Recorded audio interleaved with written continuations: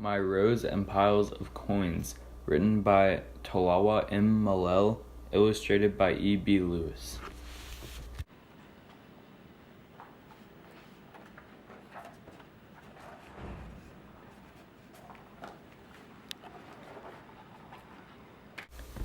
After a good day at the market, my mother, Yayo, gave me 5 whole 10-cent coins.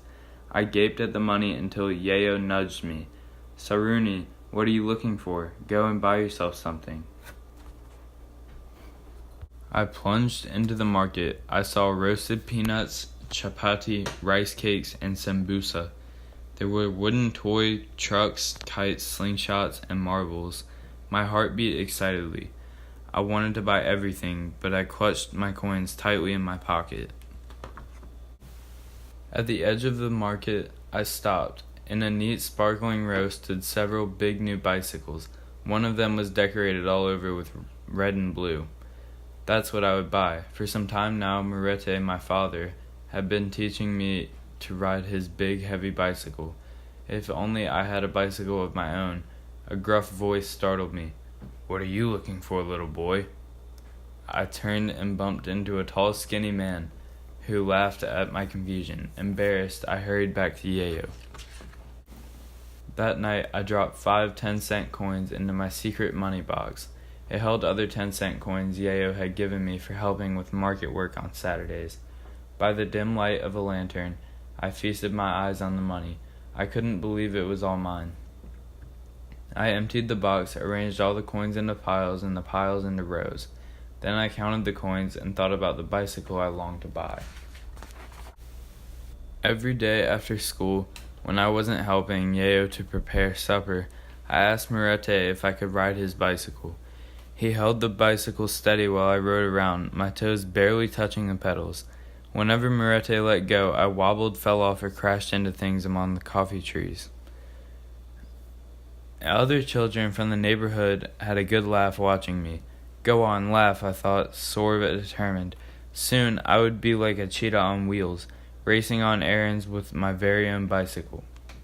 Saturday after Saturday, we took goods to the market, piled high on Yayo's head and on my squeaky old wooden wheelbarrow. We sold dried beans and maize, pumpkins, spinach, bananas, firewood, and eggs. My money box grew heavier. I emptied the box, arranged all the coins in piles, and the piles in rows. Then I counted the coins and thought about the blue and red bicycle. After several more lessons, Murete let me ride on my own while he shouted instructions. "Eyes up, arms straight, keep pedaling, slow down." I enjoyed the breeze on my face, the pedals turning smoothly under my feet, and most of all, Yayo's proud smile as she watched me ride. How surprised she would be to see my new bicycle, and how grateful she would be when I used it to help her on market days. The heavy March rains came. The ground became so muddy nobody went to the market. Instead, I helped Yayo with house chores. When it wasn't raining, I helped Murete on the coffee farm. We pruned the coffee trees and put fallen leaves and twigs around the coffee stems. Whenever I could, I practiced riding Murete's bicycle. It stopped raining in June, not long after school closed. Our harvest fresh maize and peas, sweet potatoes, vegetables, and fruits was so big. We went to the market on Saturdays and Wednesdays. My money box grew heavier and heavier. I emptied the box, arranged all the coins in piles and the piles in rows. Then I counted the coins and thought about the bicycle I would buy. A few days later, I grew confident enough to try and ride a loaded bicycle. With Murete's help, I strapped a giant pumpkin on the carrier behind me. When I attempted to pedal, the bicycle wobbled so dangerously that Murete alongside me had to grab it. "All right, Saruni, the load is too heavy for you," he said, and I got off. Mounting the bicycle to ride back to the house, he sighed wearily. "I'm hard on my bones, which are getting too old for pedaling." I practiced daily with smaller loads, and slowly I learned to ride a loaded bicycle. No more pushing the squeaky old wheelbarrow, I thought. I would ride with my load tall and proud on my bicycle, just like Murete. On the first Saturday after school opened in July, we went to the market as usual. Late in the afternoon, after selling all we had, Yayo sat talking with another trader. I set off into the crowd. I wore an old coat that Murete had handed down to me for chilly July days like today. My precious coins were wrapped in various bundles inside the oversized pockets of the coat. I must be the richest boy in the world, I thought, feeling like a king. I can buy anything. The tall, skinny man was polishing his bicycles as I came up. I want to buy a bicycle, I said, and brought out my bundles of coins.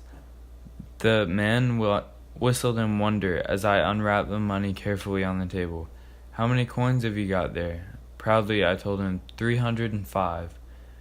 305, he muttered. That's 30 shillings and 50 cents. He exploded with laughter. A whole bicycle for 30 shillings and 50 cents? His laugh followed me as I walked away with my bundles of coins, deeply disappointed. On our way home, Yayo asked me what was wrong. I had to tell her everything. You saved all your money for a bicycle to help me? She asked. I could tell she was amazed and touched. How nice of you. As for the tall, skinny man, she scoffed. Oi, what does he know? Of course you will buy a bicycle. One day you will. Her kind words did not cheer me. The next afternoon, the sound of a piki filled the air. Tuck, tuck, tuck, tuck, tuck. I came out of the house and stared in astonishment. Murete was perched on an orange motorbike. He cut the engine and dismounted. Then, chuckling at my excited questions about the piki, he headed into the house. When Murete came out, Yayo was with him, and he was wheeling his bicycle. I want to sell this to you for 30 shillings and 50 cents. He winked at me. Surprised, I stared at Murete. How did he know about my secret money box? I hadn't told him anything. Then suddenly I realized the wonderful thing that had just happened. My bicycle. I have my very own bicycle, I said, and it didn't matter at all that it wasn't decorated with red and blue. With moments, I had brought Murete my money box. Murete gave Yayo the box. Yayo, in turn, gave it to me. Puzzled, I looked from Yayo to Murete and to Yayo again. You're giving it back to me? Yayo smiled. It's a reward for all your help to us. Thank you, I cried gleefully. The next Saturday, my load sat tall and proud on my bicycle, which I walked importantly to the market. I wasn't riding it because Yayo could have never kept up. Looking over at Yayo, I wished she didn't have to carry such a big load on her head. If only I had a cart to pull behind my bicycle, I thought, I could lighten her load. That night I emptied the box, arranged all the coins into piles and the piles into rows. Then I counted the coins and thought about the cart I would buy. The end.